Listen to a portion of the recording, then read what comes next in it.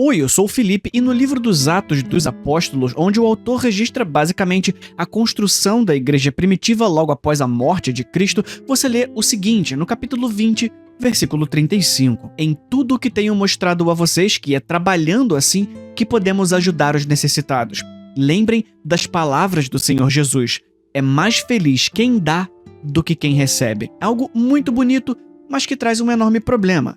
Jesus nunca disse isso, pelo menos se você considerar os evangelhos canônicos. Não tem nenhum registro de Jesus falando essa frase. Então, ou Paulo inventou isso, ou existem textos de Jesus Cristo que se perderam. E no vídeo de hoje, eu vou te explicar o que se sabe sobre essas que podem ser consideradas as Lost Mídias mais importantes da humanidade. A verdade é que o Novo Testamento nos dá apenas duas fontes diretas sobre Jesus.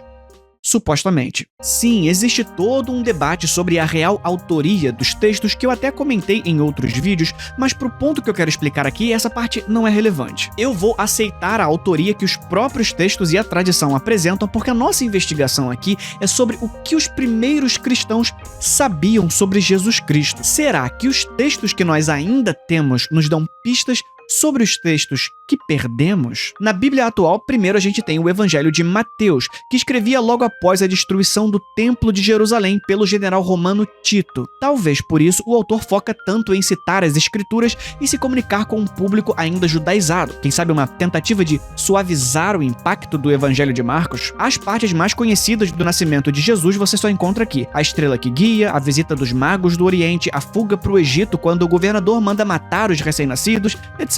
E claro, a genealogia que se propõe a provar que Jesus é herdeiro legítimo de Davi, e claro, de Abraão. Depois tem o Evangelho de Marcos, que é praticamente consenso academicamente de que foi o primeiro evangelho a ser escrito. Aqui, a genealogia passa direto por Davi, e não para em Abraão, mas vai até Adão, conectando Jesus não apenas com o reino de Israel, mas como herdeiro direto da humanidade. O texto tá cheio de termos em aramaico, o que vai ser importante daqui a pouco, guarda essa informação, e explicações sobre costumes judaicos, ou seja, tudo indica que o público-alvo do autor não eram judeus, e sim um grupo gentio que estava se convertendo ao cristianismo, que era um tipo de judaísmo. E eu não esqueci, eu ainda vou fazer o vídeo explicando a treta entre Paulo e Tiago e a explicação de como o cristianismo se afastou do judaísmo tradicional. Mas então a gente tem o Evangelho de Lucas, que apesar de muita gente se confundir até hoje, Lucas não era apóstolo, tá? Por isso eu disse que só temos dois relatos diretos. Esse aqui eu não tô contando. Ele era um evangelista que conheceu Jesus provavelmente através de Paulo. E por que eu considero Marcos um relato direto,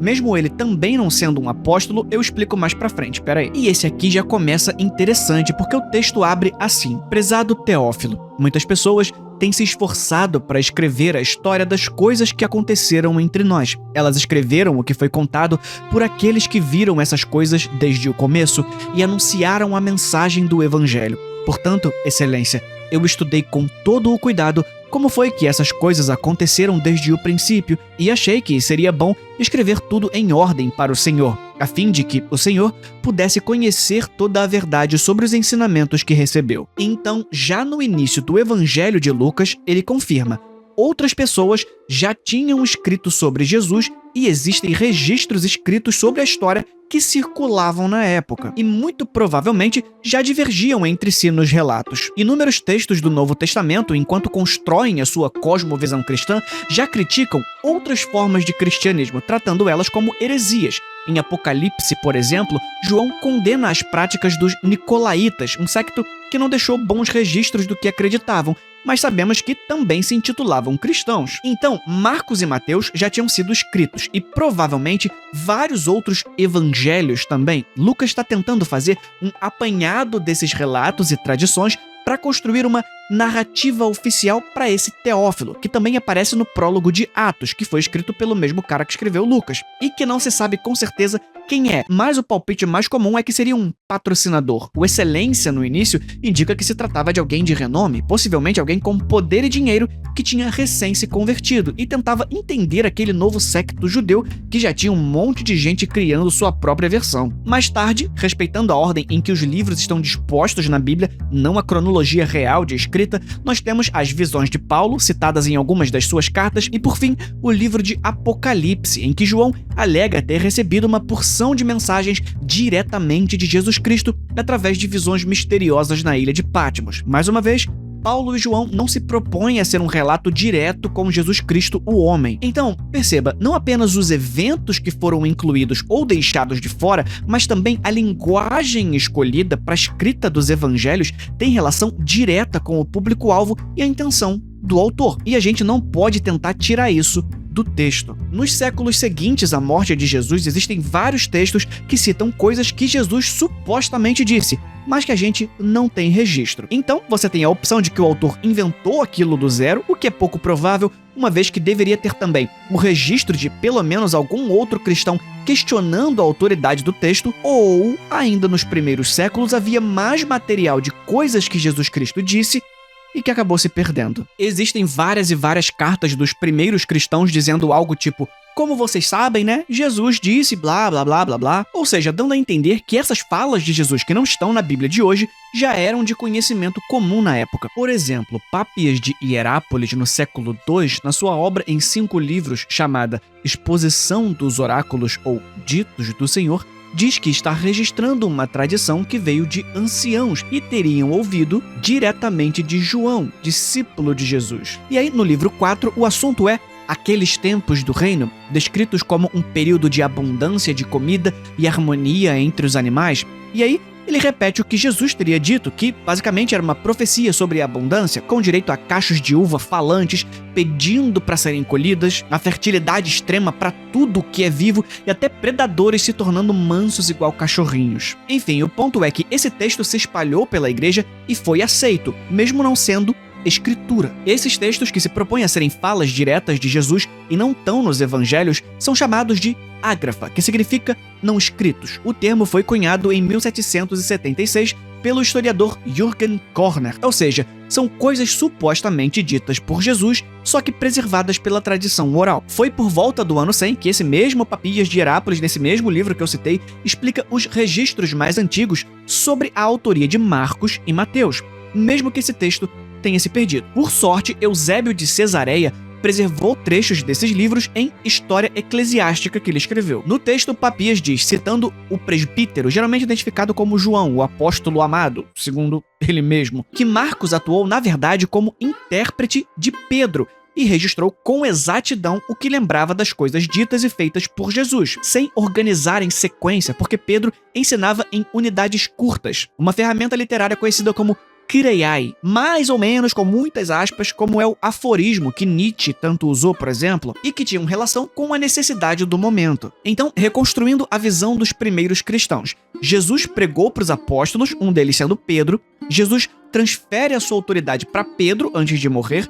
os cristãos consultam Pedro espiritualmente, ele conta pedaços de coisas que Jesus fez e falou, um dos seguidores que está ouvindo isso é Marcos, aí Marcos anota o que Pedro conta e essas anotações são copiadas à torto e à direito. Aí o Pápias pergunta para os anciãos que seguiam João, a esse ponto já morto, de onde vem esse texto tão copiado, e eles explicam que são as anotações de Marcos. Pápias escreve sobre isso e o conteúdo integral se perde, deixando o único registro na literatura de Eusébio. Deu para entender? Só que aí, sobre Mateus, Pápias diz que ele compôs e organizou os logia no dialeto hebraico e que cada um interpretava como podia. Ou seja, Mateus não teria sido escrito originalmente em grego. Pápias usa a palavra logia no título da obra e nessas notas sobre cada evangelho, algo que o Eusébio lê como uma referência aos evangelhos conhecidos por ele na época. E essa ficou sendo a versão oficial por mais de um milênio. Foi só no século XIX que alguns estudiosos passaram a desconfiar que o Pápias, principalmente no que diz sobre Mateus, talvez não estivesse descrevendo o evangelho canônico que você encontra hoje na Bíblia. Em 1832, Friedrich Schleiermacher sugeriu que esse logia aí se referia a Ditos do Senhor e não ao Evangelho de Mateus. Então, Pápias estaria falando de uma coleção de falas de Jesus. Foi essa leitura que ajudou a formar a hipótese das duas fontes para os evangelhos sinóticos, que até hoje é a mais aceita academicamente, porque existem inúmeras hipóteses de como o Novo Testamento foi construído, mas basicamente todas vão aceitar essa ideia de que haviam duas tradições circulando, uma oral e uma escrita. Então, a posição majoritária é: o Evangelho de Marcos é escrito primeiro, daquele jeito que eu citei, e serve de base para a escrita de todos os outros. E aí, eles vão divergir nessa parte do processo. Junto com Marcos, vai ter outra influência que passaria a ser conhecida como fonte Q, que quando você se aprofunda, te deixa com a cara dessa letra mesmo.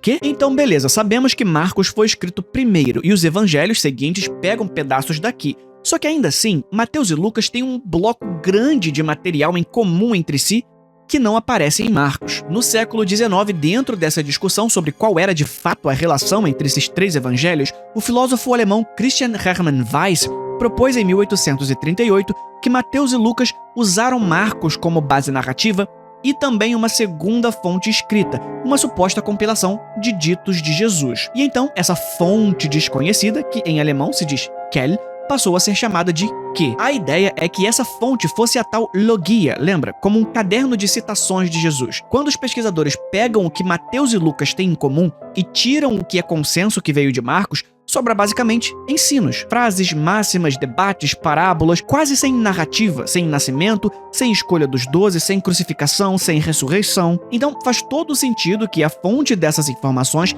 tenha sido algum texto antigo de instrução usado nas comunidades cristãs e depois reaproveitado em Mateus e Lucas. Quem escreveu mesmo seria desconhecido, provavelmente alguém ou um grupo que registrou por escrito as tradições que já circulavam de boca em boca. Então, recapitulando mais uma vez, Marcos ouve a história de Jesus através de Pedro e anota.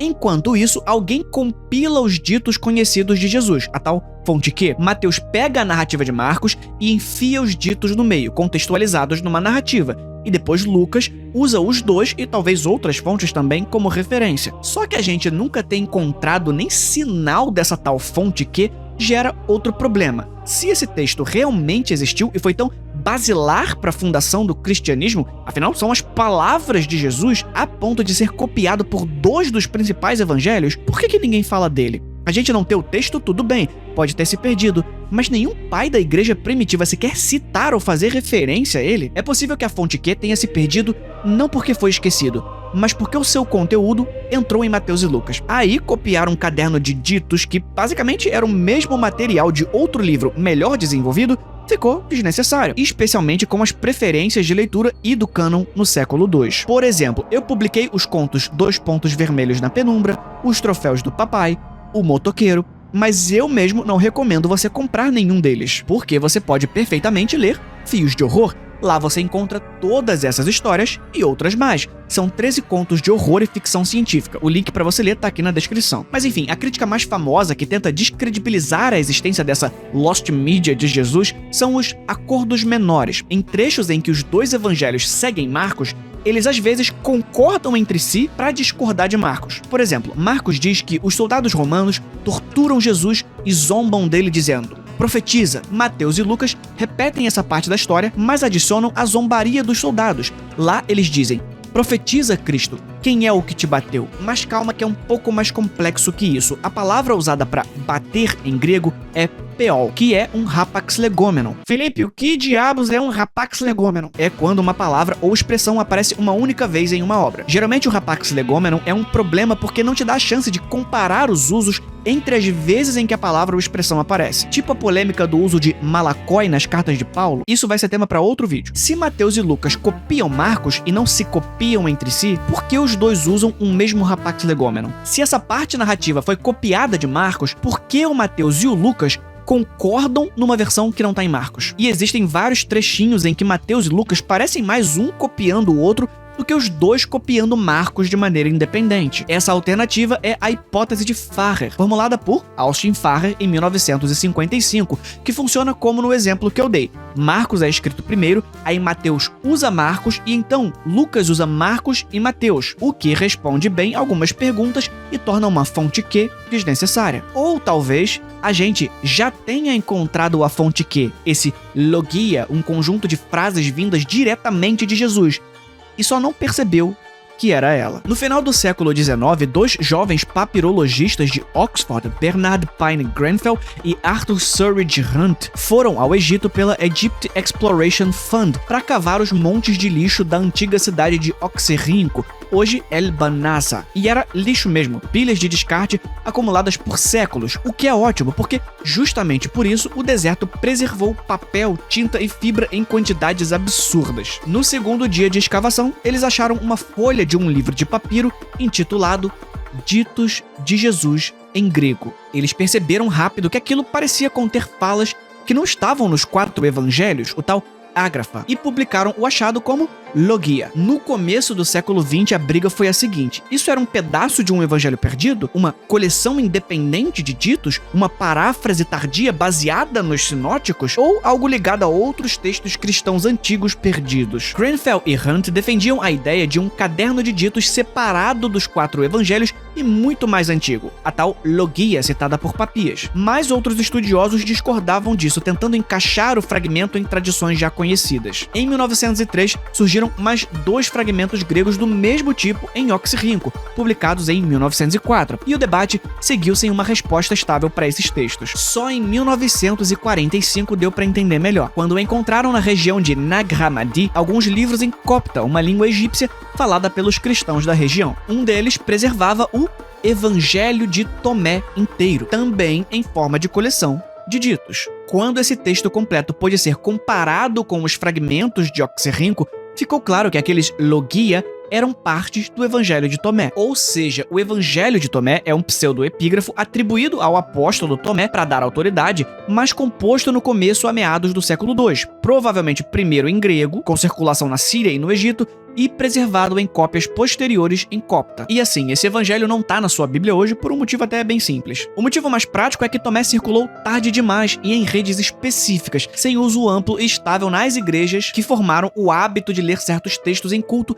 e copiá-los como escritura. Mas além disso, o texto também não tem nenhuma ligação clara com um apóstolo reconhecido, não tinha aceitação ampla pela comunidade e também não tinha uma continuidade doutrinária com a catequese usada publicamente. Faltava tradição. Enfim, acabou que ele foi classificado como apócrifo e muitas vezes associado a leituras gnósticas de salvação por conhecimento. Eu já falei um pouco sobre isso em outro vídeo. Essa suposta Lost Media de Jesus Cristo traz 114 citações em discurso direto, quase sempre do formato Jesus disse, blá blá blá blá blá, incluindo frases em que Jesus afirma que o reino está dentro e fora do discípulo, que ele lançou fogo sobre o mundo, instruções sobre práticas religiosas e de pureza, e diálogos curtos em que ele dá respostas enigmáticas, com várias falas que lembram os evangelhos canônicos, mas ainda assim outras que só aparecem em Tomé mesmo. Só que assim, isso é um relato direto de Jesus, através de um interlocutor. Para que seja considerado ágrafa, precisa ser um texto que, pelo menos, se propõe a ser falas diretas vindas de Jesus. Será que existe alguma coisa que veio supostamente diretamente de Cristo? Algum texto que pelo menos alguém alegue ter sido feito pelas mãos do próprio Filho de Deus? Para encerrar esse vídeo, vamos falar sobre um texto extremamente polêmico, daquela vez em que Jesus Cristo trocou cartas com um rei. Lembra do Eusébio de Cesareia? Então, ele foi um bispo e escritor cristão do século IV, lembrado na história cristã principalmente por ter escrito a História Eclesiástica, uma das principais obras antigas sobre os primeiros séculos do cristianismo, e por preservar citações de autores mais antigos, como aquele texto do Papias que eu citei. E no capítulo 13 do livro 1, Eusébio diz que encontrou, nos arquivos públicos de Edessa, uma troca de cartas entre Jesus e o rei Abgar, e que o texto teria sido traduzido do siríaco para o grego antes de ele copiá-lo. Mas antes, a gente precisa contextualizar. Abgar V, o Cama, era o rei de uma região chamada Osroena, que geralmente é mais conhecida pelo nome da sua capital, Edessa. Era uma região de fronteira entre a influência do Império Romano e o Império Parta-Sassânida. Como Edessa ficava estrategicamente em rotas importantes do Crescente Fértil, é plausível que rumores sobre um tal curandeiro que operava milagres da Judéia chegassem até lá. Então, supostamente, o rei teria sucumbido a uma doença e pedido que enviassem uma carta sua até o tal milagreiro, que no caso era Jesus Cristo. Abgar, governante de Edessa, a Jesus, o excelente Salvador que apareceu na região de Jerusalém. Saudações, ouvi os relatos a teu respeito e das curas que realizas, feitas por ti sem remédios nem ervas. Pois, se diz que fazes os cegos enxergarem e os coxos andarem, que purificas leprosos e expulsas espíritos impuros e demônios, e que curas os que sofrem de doença prolongada e ressuscitas os mortos, ao ouvir todas essas coisas sobre ti, conclui que uma de duas coisas deve ser verdadeira. Ou tu és Deus e, tendo descido do céu, fazes essas coisas, ou então tu que fazes essas coisas, és o Filho de Deus. Escrevi, portanto, para te pedir que te deis ao trabalho de vir até mim e curar a doença que tenho, pois ouvi que os judeus murmuram contra ti e tramam te fazer mal. Minha cidade é muito pequena, mas nobre, e é grande o bastante para nós dois. Junto dessa carta foi encontrada então a resposta de Jesus. Esse é o texto que supostamente teria sido escrito pelas mãos do próprio Filho de Deus. Bem-aventurado és tu, que creste em mim sem ter me visto, pois está escrito a meu respeito que os que me viram não crerão em mim, e que os que não me viram crerão e serão salvos. Quanto ao que me escreveste que eu deveria ir a ti, é necessário que eu cumpra aqui todas as coisas para as quais fui enviado, e depois de cumpri-las, ser elevado de novo aquele que me enviou.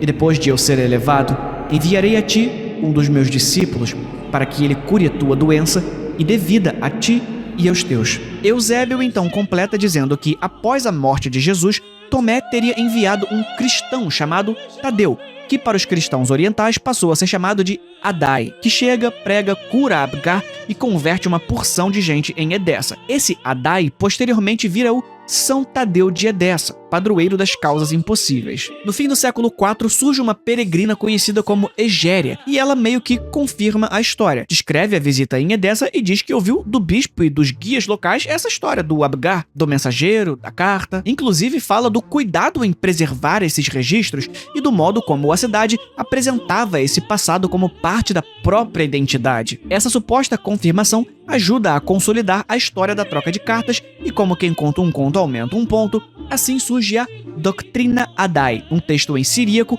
que conta como o cristianismo teria chegado a Edessa e coloca Adai, que era o tal Tadeu, como personagem central. E, curiosamente, mais ou menos como aconteceu lá com os Logia, lembra? Juntando falas soltas da troca de cartas com uma narrativa para criar uma versão mais contextualizada. Sim, isso acontece aqui também. O mensageiro do rei agora ganha um nome, que é Ananias, vira um funcionário do palácio e também um pintor, e o fato de ele ser pintor é importante porque agora, nessa nova versão, o Ananias não se contenta em levar somente a carta. Ele vai até Jesus, faz um retrato dele e leva de volta.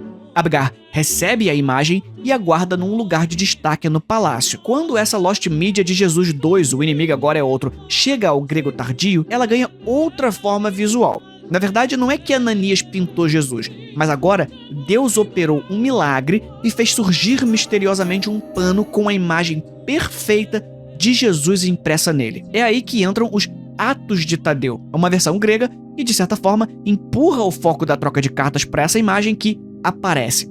Nela, o rei Abgar manda o Ananias observar a aparência de Jesus e reproduzi-la na pintura. Ananias tenta e tenta, mas falha. E então Jesus fala, deixa comigo. Pede água, lava o rosto e se enxuga num pano. Quando tira o pano do rosto, a sua face fica marcada no tecido. Esse pano marcado com o rosto de Jesus, assim como o sudário de Turim, o véu de Verônica, supostamente uma mulher que enxugou o suor de Cristo enquanto ele carregava a cruz, e muitos outros, são chamados de aqueiropoieta. São obras de arte não feitas por mãos humanas, mas por contato direto com o corpo de Jesus e de Maria. E o fato de o século VI ser o século em que esse tipo de relíquia se consolida já explica muita coisa sobre esse caso e a mudança na história. Mas enfim, Jesus entrega o pano com a própria imagem e manda que ele seja levado junto da resposta até o Abgar. Essa relíquia da igreja ficaria conhecida como Mandilion, que no grego bizantino significa apenas pano, ou se preferir, a imagem de Edessa. Em Edessa, esse pano com o rosto de Jesus vira um objeto de culto e passa a gerar disputa teológica. Já no século VI, dá para ver a história sendo usada como uma arma política. Procópio, um historiador bizantino, ao falar de quando o Império Sassânida atacou e fez um cerco em Edessa, já circulava a ideia de que Jesus teria acrescentado à carta uma promessa de que Edessa nunca cairia. Ele diz que isso não aparece em autores mais antigos, mas relata que os próprios moradores escreveram essa frase nas portas da cidade como uma proteção simbólica. Ou seja, era a crença comum de que Jesus teria dito isso mesmo na carta. Ainda no século VI, Evagrio Escolástico, outro historiador, ao recontar o cerco, diz que os defensores levaram para uma mina a imagem divinamente feita, aquele pano com a cara de Jesus, lavaram a imagem com água, jogaram essa água na madeira da máquina de cerco e então o fogo pegou de um jeito que não antes pegava. E a tradição de que Edessa era portadora das palavras e do rosto de Jesus se consolidou. A partir do século X, Constantinopla passa a concentrar as relíquias ligadas ao poder imperial, e a imagem de Edessa entra nesse apanhado. A tradição diz que em 944 o Mandilion chega a Constantinopla e vai para a Igreja Palatina da Virgem do Farol, no Grande Palácio, e que em 1032 a Carta de Abgar também chega à mesma igreja. E a partir daqui, o que era confuso fica mais ainda, praticamente impossível. Não dá para saber com certeza onde é que esse pano ou a carta foram parar, porque em 1204, com a tomada de Constantinopla pelos cruzados, a Igreja da Virgem do Farol foi saqueada e as relíquias se dispersaram. Textos posteriores tentam reconstruir o caminho que a pintura e a carta fizeram, mas obviamente nunca deu certo. Historicamente, a gente não tem registro disso. Toda essa narrativa, no caso da troca de correspondências, surge provavelmente para reconstruir um passado cristão em Edessa que ligasse a comunidade que passou a existir lá diretamente a Jesus Cristo, como se isso desse mais credibilidade à existência daqueles cristãos. Só que assim, além dos motivos óbvios que a própria história dessa carta e da pintura, claro, mostram que não são reais, tem outros sinais importantes. Uma carta e um tecido com o rosto de Jesus que ficam 3 séculos inteiros sem nenhuma menção em lugar nenhum, até serem encontrados misteriosamente, e aí o Eusébio de Cesareia não quis guardar uma cópia literal disso? Ainda mais porque o texto parece ser escrito numa época posterior e com um objetivo posterior. A carta soa como a linguagem usada na igreja já formada, com frases e ideias bem parecidas com o estilo dos evangelhos e da pregação cristã da época. É basicamente uma carta de 1900 falando sobre dancinha do TikTok. Mas o mais interessante é que até mesmo a Igreja Católica, que protegeu a pintura e as cartas, já rejeita sua veracidade. Na Antiguidade Tardia, essa história das cartas começa a aparecer em listas de textos apócrifos, ou seja, escritos que líderes da igreja diziam que os cristãos deveriam evitar. Uma das listas mais importantes aparece no Decretum Gelasianum, um catálogo latino que separa livros aceitos de livros rejeitados. Ainda assim, na igreja ortodoxa siríaca, o rei Abgar V é celebrado como santo, com festas dedicadas a ele, e a tradição da correspondência ainda é bastante forte. E a igreja ortodoxa oriental tem uma festa da translação no dia 16 de agosto, para comemorar o milagre do pano com o rosto de Jesus. Enfim, esse foi o vídeo de hoje, e se você quiser saber mais coisas interessantes sobre a Bíblia, tipo essa, tem vários vídeos no canal. Eu já expliquei por que a Bíblia é uma bagunça e a ordem dos livros não é a ordem em que eles foram escritos, expliquei por que Deus e os profetas falavam tanto de cocô no Antigo Testamento e, claro, aquele livro de piadas que tá na Bíblia e você não percebeu. Esses vídeos estão aparecendo agora nas telinhas aqui na minha frente, é só clicar. Enquanto isso, a gente se vê na próxima.